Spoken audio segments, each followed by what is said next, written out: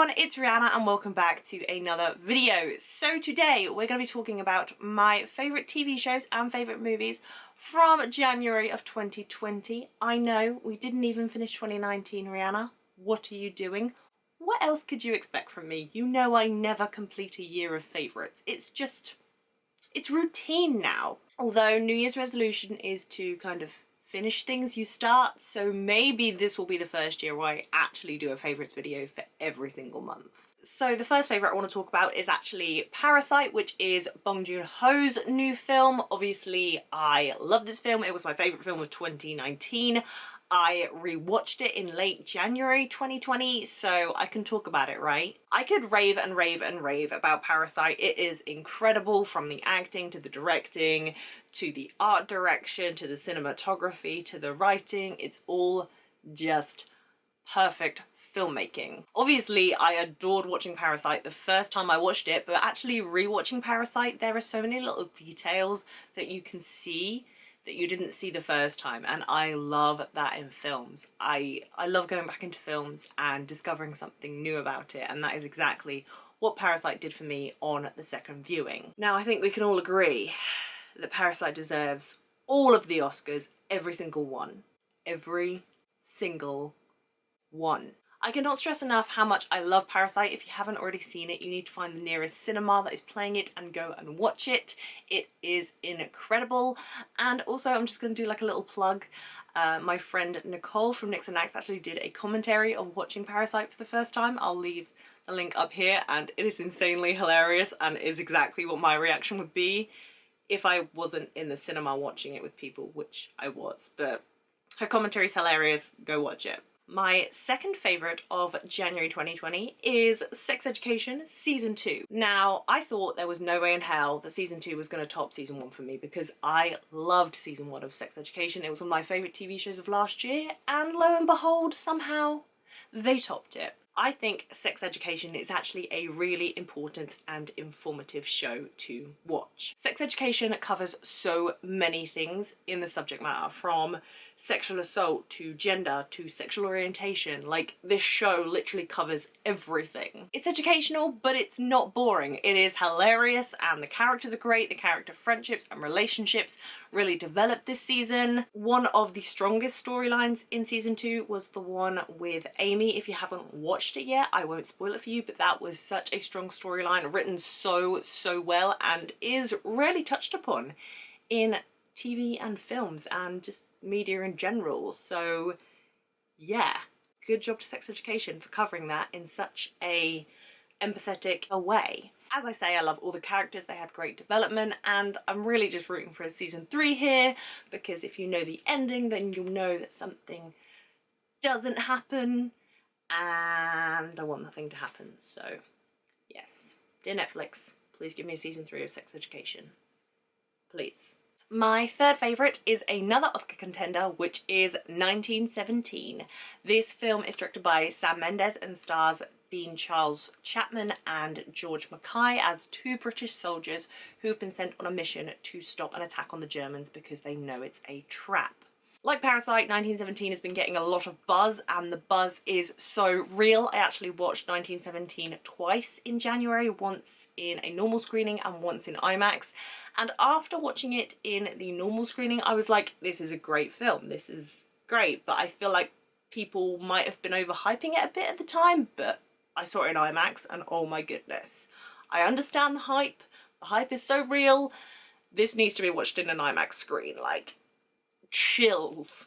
As I say, it's a World War I period drama. It looks like it's taken all in one shot, which was incredible and insanely clever and just sort of immerses you in the film like you are there. Roger Deakins is obviously a genius. I've never been a huge fan of World War I films because in the UK, well, in my school anyway, we get taught more about World War II than we do about World War I, so it's down to me, the fact that I don't know much about World War I, but I've never really enjoyed those films as much as World War II films. I've just created a massive hole, just keep digging myself that hole.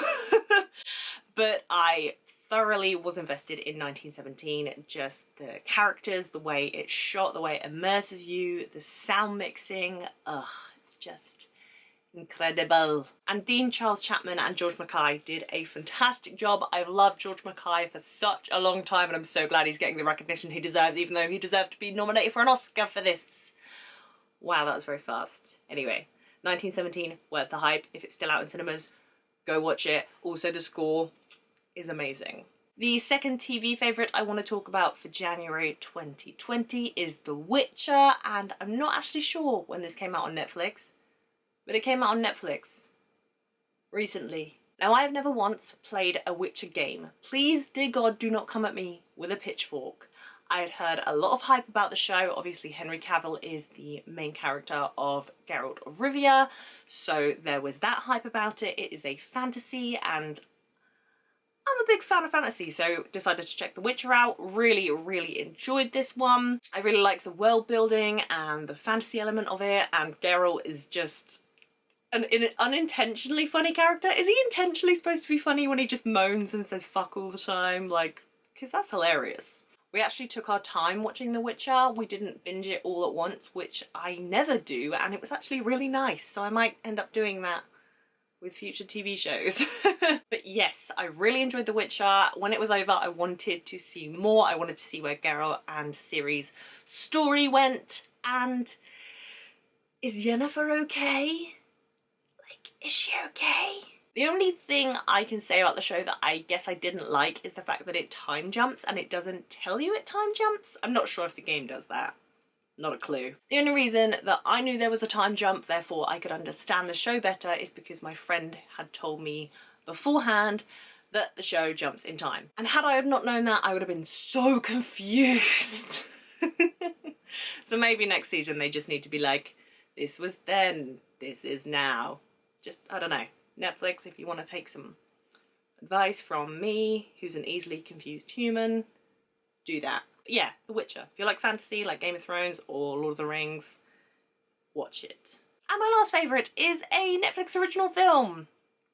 Why doesn't Netflix pay me yet? Like, I watch so much freaking Netflix, it's insane. Anyway, Netflix original film / documentary, it is Miss Americana, which is the documentary about Taylor Swift in her sort of 2 years leading up to her Lover album, where she was actually off social media and just not really connecting with the public. It is about leading up to that album and her change in opinion on whether or not she should be outspoken about her political views, etc, etc, and just really how the music industry shaped her to be a good girl who didn't talk about politics and didn't talk about her feelings, and how events leading up to where she is now have affected her decision to change her view on speaking out on her political views. Now, I might be a bit biased because I'm already a very, very big Taylor Swift fan, but I loved this documentary. I thought it was so raw and let you into her world and let you know the real Taylor. Over the years, the media has stepped all over Taylor Swift because of stupid reasons, like how many boyfriends she's had, the fact that she has a lot of friends who are models, her haircut, how skinny she is. It is all bullshit. The media just love to tear her down and pit her against other artists and make her feel less superior than any male artist. And in recent years, she has said, you know what, fuck that, I'm gonna do my own thing. And I have so much respect for her, and I'm just so proud of her. And I'm glad this documentary is out in the world for people to see and just educate themselves on the fact that what the media tells you is not what real life is. Obviously, Taylor Swift fan, gonna love this documentary. So happy it is out in the world. Hopefully might get some Oscar buzz next year. I don't know, we will see, but I just thought this was a really well done documentary. You into Taylor's personal life and just let you see behind the scenes. I don't watch a lot of documentaries, but I thought this one was done superbly. So there you have it, guys. Those were my favourite things I watched in January of 2020. Let me know down below in the comments what you guys watched and loved in January. If you like this video, please be sure to give it a thumbs up, and if you haven't already, please subscribe to my channel. All my social media links, including my Twitter, Facebook, Instagram and Letterboxd, are down below in the description if you want to come follow me. And thank you guys so much for watching. I'll see you very soon. Bye!